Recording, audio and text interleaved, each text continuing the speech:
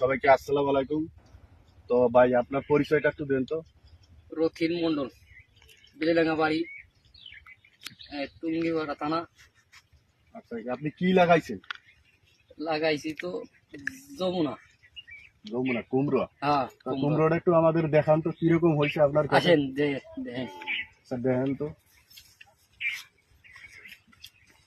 একটু দূর থেকে করেন। তো অনেক কুমড়ো ধরছে তাই না? তো কতগুলো কুমড়ো হতে পারে ভাই? 2000 হবে। 2000 তবে 2000 হবে তাই না? কুমড়োটা দূরে একটু উঠান, ঠিক আছে? এই সাইডে বেশি হয়েছে না? আরো দাঁড়ে আসো। কুমড়ো কিরকম হয়েছে ওই সাইজ হলো হবে। এই সাইজ হবে না? হ্যাঁ, এখনো পুষ্ট হয়ে গেল, হারভেস্টের সময় হয়নি এখনো। চালু এরিয়া আছে ওইদিকে।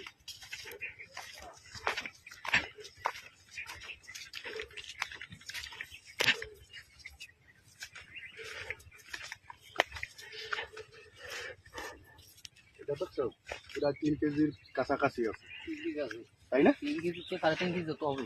3.5 কেজি হবে নাকি? তা তো হবে।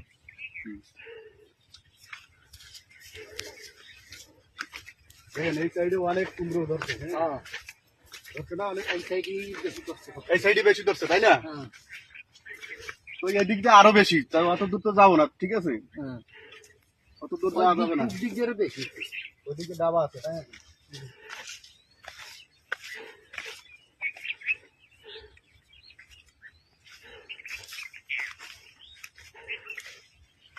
করছে কুমড়ো করছে, করছে না?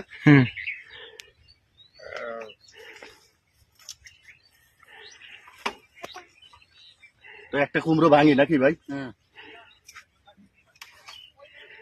ভাঙেন। তো কুমড়োটা ভাঙা হয়েছে, দেখি। না এটাই হবে না, আর ভাঙা যাবে না। এই ওই জায়গায় দাও আছে না ওই সাইডে? আচ্ছা দেখি এই একটু কাটবো কিরকম কালার হয়। ভিডিও করতে করতেই আসে না, কুমড়ো ভিডিও করতে করতেই আসে।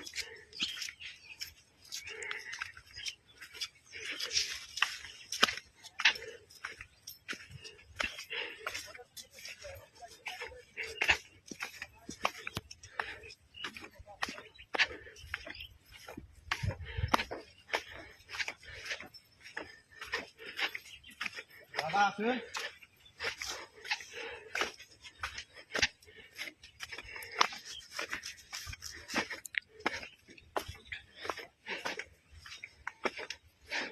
দাদা এটা একটু কাটেন তো।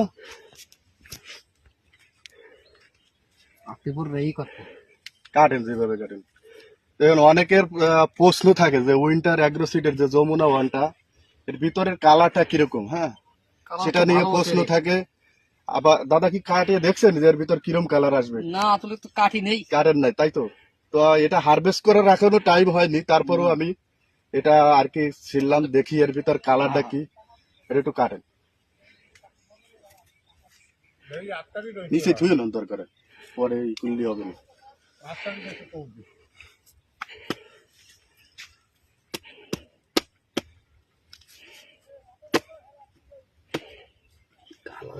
খারাপ হয় না, ভালোই হয়েছে।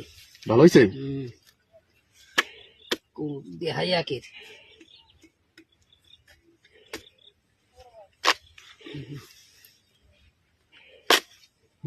চেহারা তো একই রয়েছে।